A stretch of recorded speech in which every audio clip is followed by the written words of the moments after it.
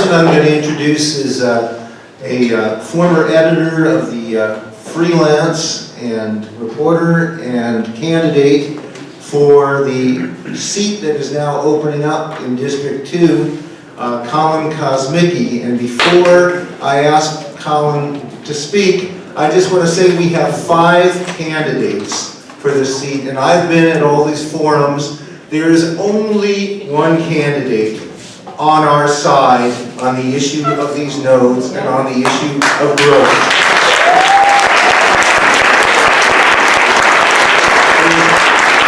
There's only one candidate who was, when the business interests reached out and tried, frankly, to get them on their side, said, no, I'm not going to be supporting your dream of, development from one side to the other of this county. And although Kollin and I first met on the opposite sides of Measure J initially, I've come to highly respect both his intelligence and his courage on this issue. Kollin Kosmicki.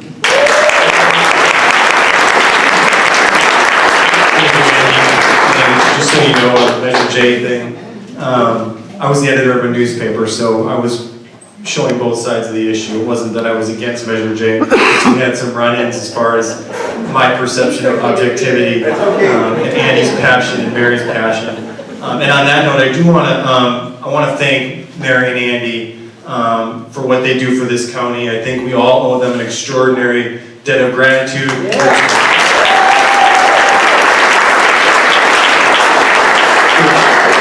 Frankly, they're 2 of the most courageous people that I've ever met in my life, so thank you so much. And I'm also just humbled to be on this panel. I feel like I don't belong here, frankly. These are all iconic people in their own right up here, and so just to have a couple minutes to talk, seated and standing now next to these folks, means a lot. And to Sam Farr, I can't think of somebody who is represents environmentalism, who stood up for the environment in our region. For me, one person comes to mind when I think of environmental activism the right way, and that's Sam Farr.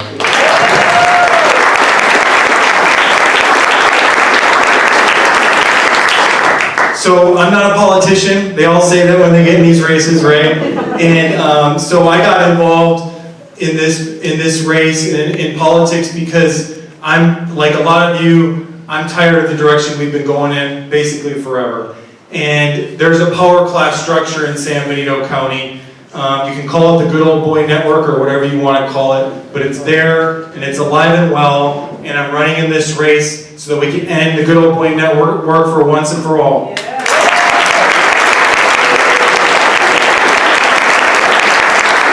And so I'll try to keep it quick. There's a couple things I want to talk about. First of all, this is bad planning, and there's a public representation issue here. On the planning part, we all know this is awful. We all know that this is, as Rob would tell you, this is the antithesis of smart growth. They're taking 4 shopping centers, nearly 1 million square feet of development, and we're plopping them miles away from core services. It makes absolutely no sense whatsoever. And so we have 1 million square feet, we have 120 houses, we have all these uses that we just talked about here, and somehow it's not going to cost anything, and we're all going to be wealthy beyond belief by the end of this whole thing. So on the other side of the coin, they keep saying, well, this is going to bring jobs to the county.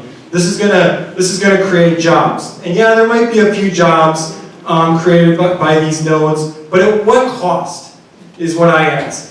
And the other question is, do we have standards?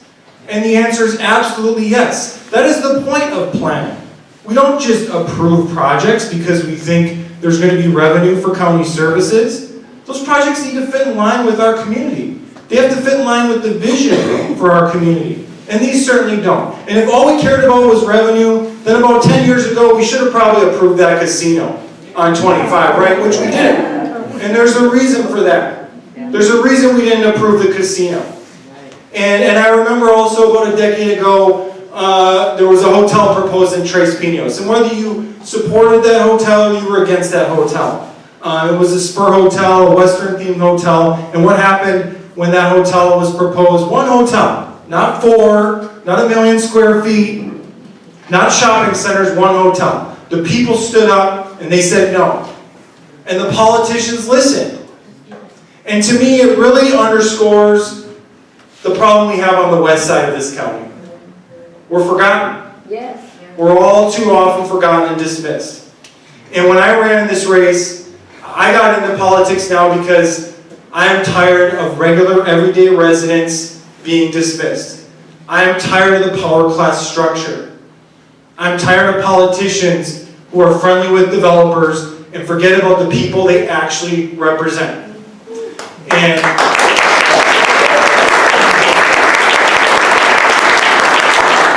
And so what happened here with the nodes? In 2015, there was a general plan process. Of course they publicized it. Of course there were a lot of people involved with the general plan process. But was there outreach specific to this issue? Absolutely not. They had to have known this was going to be the most controversial part of that general plan. They had to have known that. They knew it. And nobody spoke out about that. None of them. So they had their little insulated group, and they made this decision. They didn't call town halls. They didn't put out notices to let the public know, hey, by the way, there's going to be a really controversial issue coming up here. You might want to know about it. They did none of it. And more recently, during the planning process, when a lot of the people in this room, including myself, became really fully aware of what was going on, started to do our job as citizens when we're concerned, going to speak at public meetings, speaking out, started to organize as a group. What happened again from the politician side and the developers and the good old boys? They dismissed us. They dismissed us. And so, what do citizens do when they feel like they're dismissed and forgotten? They organize and they stand up for their rights.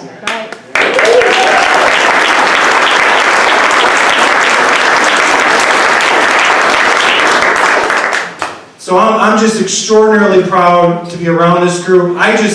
We were here a couple weeks ago. There was so much energy in the room, and it was so pure. And you just had that feeling, I hate to put it this way, but there's a good side and there's a bad side. I'm not saying the people on the yes side are bad people, but there's right and there's wrong.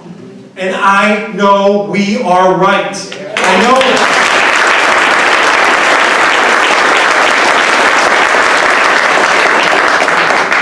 And what I'll say going forward, we got a few weeks left in this thing. I have the utmost confidence we're going to win. We got to bring it home. We got to bring it home. And it's going to take all of this out here. No, staying away from the negativity, staying away from the spin, just being honest, good people. And showing the other side that we're right and they're wrong. And to me, this issue, even more than Measure J was the beginning, when the people stood up, and I believe the nodes and then the initiative as it comes, this is a real turning point for San Benito County. This is a historic moment for our county. This is when regular, everyday people stand up and say no. Good Old Boy Network, we're finished.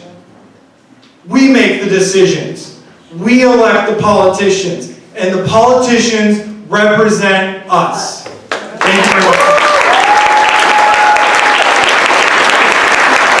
Thank you so much for that. I also want to underscore that Kollin was one of the folks who put his name to the initiative to essentially empower all the people of this county. So I really appreciate that. Oh, yeah, that's still the case, right?